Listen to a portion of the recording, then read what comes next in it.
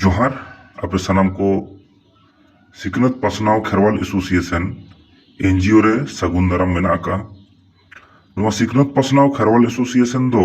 Government registered संस्था कना जहां संस्था दो अबुआ सावता रेना सेचेद चासबास स्वास्थ्य स्किल डेवलपमेंट ओना सावते अबोना कमी कसनी कोरेना जहां तुंखी तलाश ओना बाबत सावते व्यवसा बाणिज्य लगी दिस हुदिस ए चालाबोन कना। तो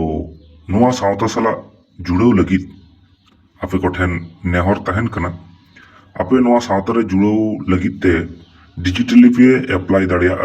अबुआ सिकनत पासनाव रेना जहां ब्लॉग साइट मेना आका spknet blogspot.com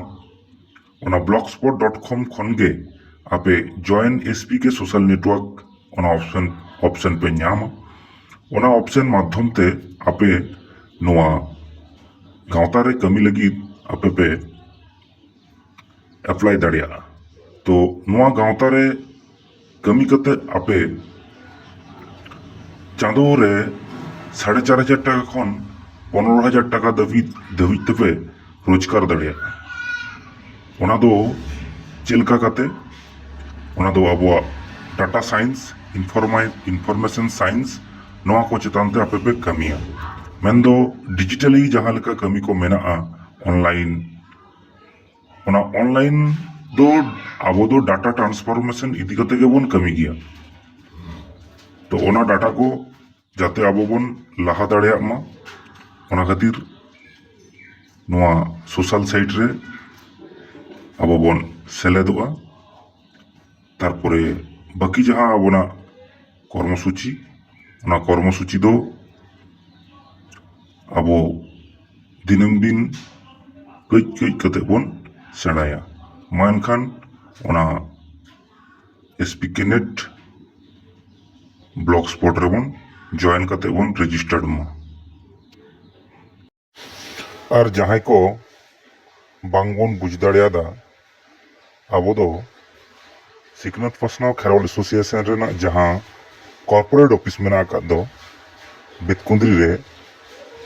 MPS gate opposite रे ओंडे